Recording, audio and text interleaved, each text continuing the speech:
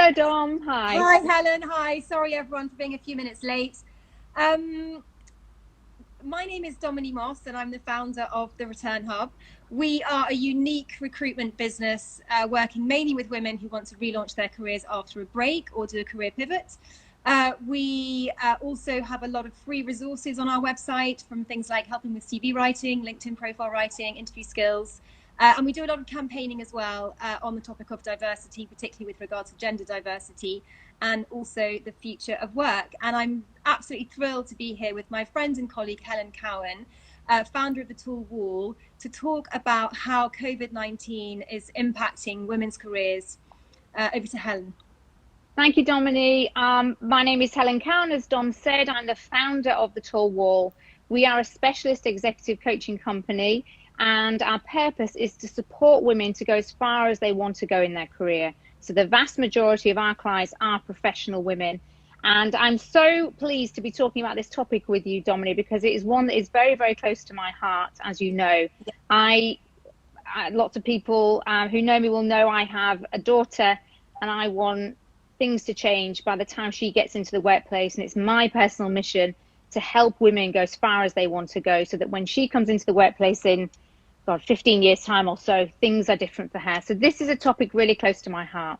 Yeah, and that's going to come around so quickly. And if I think about how long we've been talking about diversity, particularly with regard to gender diversity, we can only hope that whilst there are lots of factors going on that will impact women's careers as a result of COVID-19, there will be more that will accelerate progress rather than inhibit it. But we're going to talk now about some of those things on both sides of the coin.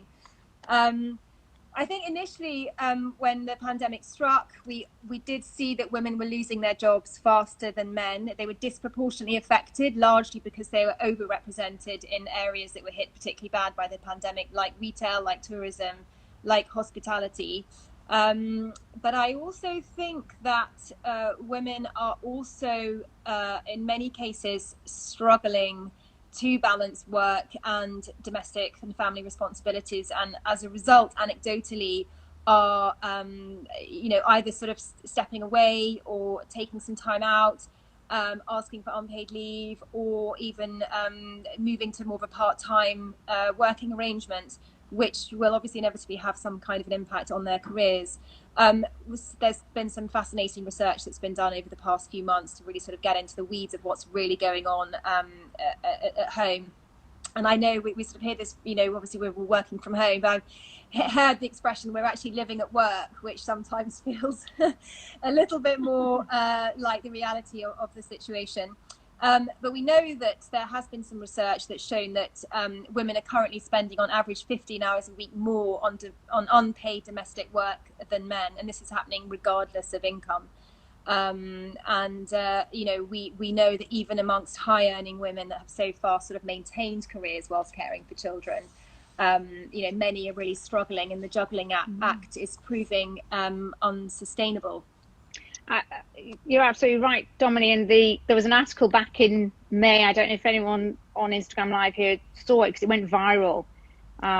It was from The Guardian, and it was called "I Feel Like a 1950s Housewife."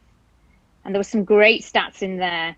In lockdown at that time, so back in May, I think they said that women were doing 50% more childcare than their male counterparts in the home, and were doing between 10 and 30% of the homeschooling at that time, 10 or 30% more than men at home. So I think there's some fascinating statistics about how we revert to type in the home.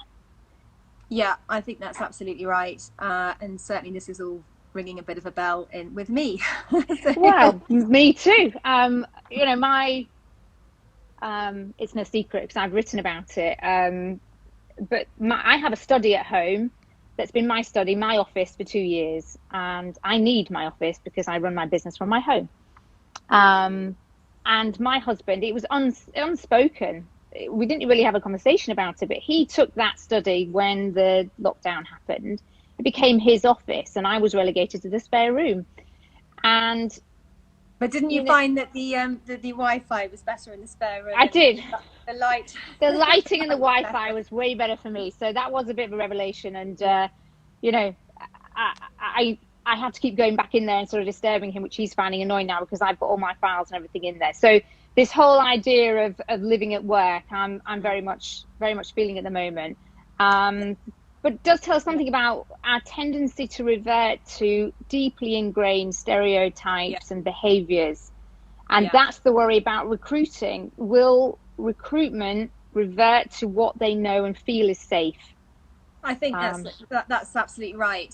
I mean, you know, if we question, you know, if we ask the question of, you know, are organisations hiring more men into roles than women? Well, I mean, the answer to that is yes, regardless of COVID-19. I mean, that we, you know, we see that even just in the gender pay gap statistics, that's just a given. So I think, you know, is that going to be made worse as a result of COVID-19? And I think it's something that organisations really, really need to watch out for, because in an environment where costs are going to be looked at very closely and really scrutinised, particularly from a recruitment perspective, you know, that means that very standardized processes need to be in place that kind of automate selection and filtering processes just to make it more efficient. And that can very often rule out non-standard CVs, you know, e.g. women who've had a career break, or indeed anyone who's had a career break, or slightly non-linear career paths. And of course, it's easier to for unconscious bias to be kind of exacerbated in an uncertain environment, because it's easier to hire the person that you know, the person that's already in your network, the person that you worked with previously. And that will obviously make it harder for those people who have got non-standard backgrounds to be found and to be assessed in the same kind of like for like way.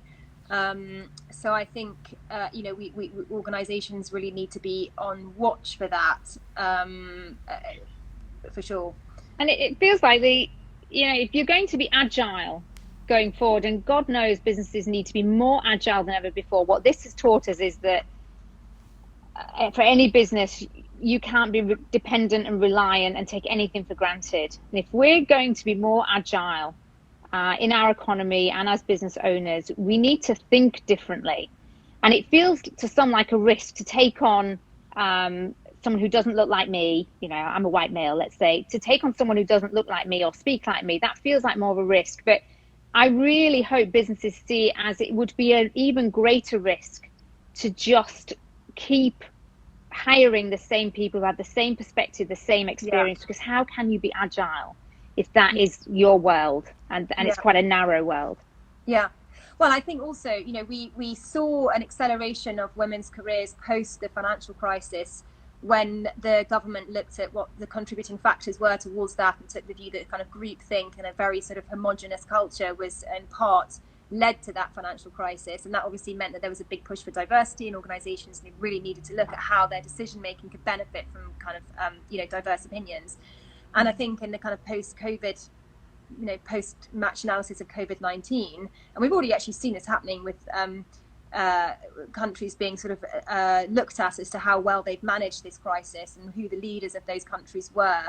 And it will surely be the case that those countries, those leaders that have diverse teams around them, will have better outcomes. And so whilst in the short term we may see a step back, hopefully in the long term it may be actually 2 steps forward. But as I say, until this is all kind of looked at much more closely, and that won't be for, you know, for some months to go in the future, you know, I can only hope that will again bring home the point that group decision making really benefits from those diverse opinions and drive more diversity in the workplace.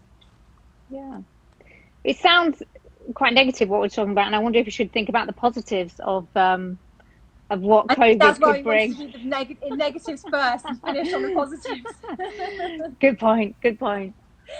Yeah.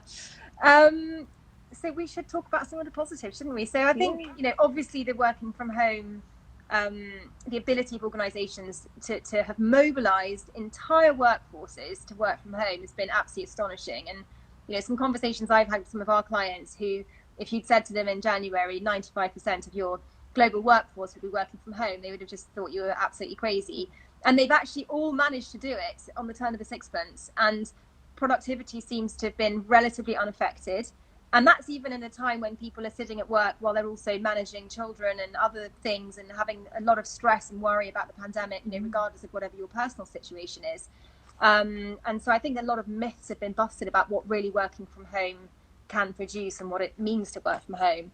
And I think, how wonderful for employers now to be able to widen their pool of talent that they're looking at sourcing talent from, because of their ability to now have a flexible working policy or working from home as actually the norm. I don't know about you, Helen, but certainly amongst my, the conversations that I'm having with friends and colleagues, most of them are not expecting to go back into the office 5 days a week ever. I mean, possibly.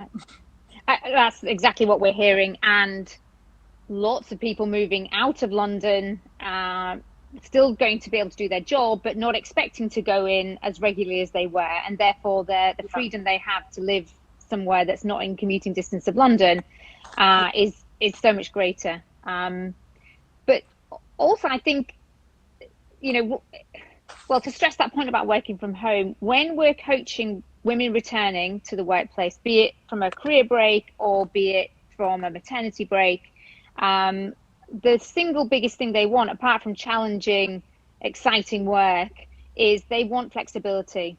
That's often the thing we're coaching women to do, is how do I get that flexibility? How do I ask for what I want and be able to work from home 1 or 2 days a week? And now we have that. And what's interesting about this working from home piece and how offices are just not open, and they never will be open in the same way again, I would think, is the ability to provide more of a level playing field in terms of exposure. So when we were all back in the office, those people who had caring responsibilities perhaps needed to leave home, or leave the office at 5:30 to go pick up their kids. That meant they couldn't access those informal opportunities for exposure, going down the pub for a drink after work, or staying late in the office and being seen to stay late in the office, even though they were going back, picking their kids up at 5:30, then logging on again at 8 when everyone else was down the pub. You're not seen to be doing that. And those trends really, really disadvantage women. So those have now gone away. There is, in theory, much more of a level playing field that women can access in terms of gaining exposure and gaining informal sponsorship, which is really what's happening when people are going down the pub. They are getting to know people in their team, getting to know their boss in a different way, and that can sometimes benefit them. And I'm the first one to put my hand up and go down the pub for a drink after work. Dominique, I love a drink. I'm not saying people shouldn't go out for a drink, but I am saying it disadvantages women if you're not able to do it as much, and there are real benefits to those who can do it. That's the theory, right? But what we're noticing is that those, this level playing field we now have to gain exposure, those people that really were comfortable in putting their hand up and telling people how good they were, or shining a light on the work that they were doing, they're still doing that. And those people that tend to put their head down, do a great job, hope that they get noticed, are still doing that at home. And there is a real opportunity, and I would urge anyone who isn't getting the recognition for the work that they're doing to really think about how you can change how you operate in this new world where everyone's working from home, to enable people to see you and see the work that you're doing. How are you using social media? How are you sharing your knowledge? What relationships are you building? How are you making time for virtual coffees? Because there is now a new way of gaining exposure for yourself, and it's more accessible than ever before to women. And my invitation is to go and seek it and have that benefit, because you've been without it for a very long time if you've been a working mum who's been doing the nursery pickup more often than not. That's really great advice. Yeah, absolutely right. I think the other thing which is really important to talk about is the desire and the push, I think, from a lot of men to not go back to the way things used to be. And that is going to be really key in how the future of work becomes inclusive, and how things change. And I think so many men have really so enjoyed spending time with their family, so enjoyed not having to do the commute every day, meal times with families, and they just don't want to go back to how things used to be. And this is a sort of rebalancing, if you like, of family values, and how wonderful is that? Just fantastic that hopefully will be a kind of long-term benefit for everyone, for working parents, for the children, to have more family time. And we just hope that employers who recognize how important that is to people, will continue to make that a reality. And I think a lot of future talent will look at how organizations have behaved during this time and how they have supported their employees, and whether actually diversity and inclusion and culture has truly been at the heart of who they are as an organization and what they do, or whether it's a nice statement to have in the annual report every year that seems to sound about right. And those organizations, it will be exposed, who is really living and breathing the right culture and behaviors. And I think yeah. And it's a real question. Someone asked me of it right at the beginning of COVID. How do you want to lead through this? What do you want to be remembered for as a leader through this? And I think there's the opportunity for us to value traditionally female traits much more than we ever have before. And they're not exclusively female traits at all. I'm talking about things like listening. I mean, really listening to what people are telling you, really taking that on board. The ability to empathize, the ability to focus on well-being. But wrapped around all that is the ability to take decisive action when it's needed. And those kind of traits are not exclusive to women at all, but they are more often associated with women. And my hope is that one of the benefits from this, which will support women, is that those traits are more valued going forward. They are recognized and they are sought after in leadership roles, not just the traditional alpha male qualities. But there's just much more of a rounded. You talked about at the beginning, there's been some women that have really excelled and have grown in stature as a result. Jacinda Ardern is a great example, where there are now more female role models who are exhibiting traits that we wouldn't necessarily associate with senior leaders, and those traits have served them very well in this crisis. They've driven much better outcomes. Yeah, it is very interesting. And I think also, the ability to communicate and listen on different mediums as well, because, if we think of a leader as someone who can walk into a room with great presence and command a room and command an audience and all of those things, yes, of course, that would all still be very important, but also the ability to communicate much more intimately, perhaps on a video screen, on a one-to-one basis, or in much smaller groups. Which do much better obviously in kind of virtual platforms. So lots of reasons to be hopeful. I think there's loads of reasons to be hopeful. I think this is a game changer, but the challenge we have is to take advantage of these opportunities. There are great opportunities there. Take advantage, particularly on this brand, your own personal brand and your own exposure, and how you are getting your your contribution valued. That's the thing. Do you think it's easier? Do you think it's easier to measure somebody's contribution in the kind of virtual world versus what, if we talk about just women have been told, just do a good job and you'll get tap on the shoulder and, put up for promotion and, it's a meritocracy here and that's what we believe. Whereas in reality, obviously, it's much more nuanced than that and much more complicated, and hierarchies and politics are all much more at play, and things like exposure and impact and all of those things that you often talk about, Helen.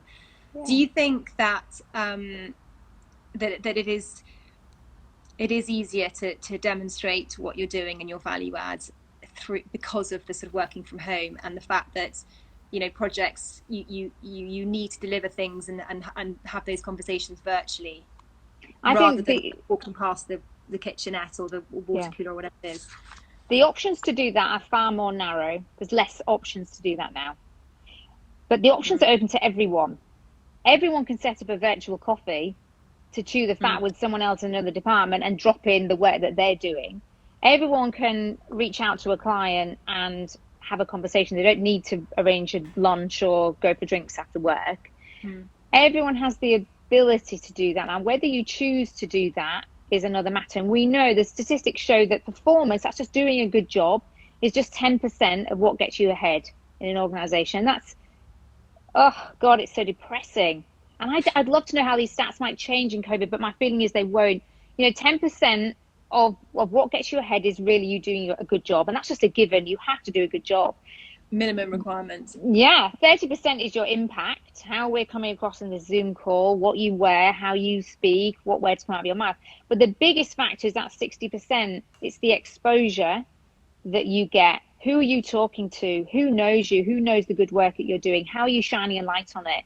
Because not only have we not got after work drinks, but we've not got those casual chats by the water cooler, as you mentioned. And if we haven't got them, you have to be taking a conscious effort with your brand, your own personal brand, and understanding and appreciating who is noticing me. Are the right people noticing me for the right things? And that's not about spending all your time blowing your own trumpet. It's about getting recognition for what it is that you are doing and the effort that you're putting in, not just assuming someone will notice, because in this world, they're even less likely to notice because we're not in front of people. Yeah. Good advice. Thanks, Helen. So I suppose just to wrap up, whatever the factors that play out over the coming weeks, months and years, it would obviously be a big mistake for businesses to think, or for businesses to lose sight of the need for inclusion and diversity in all its forms. As I said before, we know that in the financial crisis, that the lack of cognitive diversity was a destructive force in banking and lots of related sectors. And I think if businesses are to learn from COVID-19 and become more agile and innovative and responsive as a result, that can only be a good thing. And the evidence is overwhelming that in practice, this is happening and has happened, and organisations have moved very, very swiftly to implement a very new way of working. So thanks so much, everyone, for joining us. If you haven't already registered with us, please do so either at thereturnhub.com or at thetallwall.com. There's lots of resources and interesting articles on both of those websites. And do make sure that you are following us on all our social media platforms, not just Instagram. We're also on Twitter, LinkedIn and Facebook. So thanks very much, Helen, for joining us today. Pleasure. And hopefully see you all again at the next Instagram Live.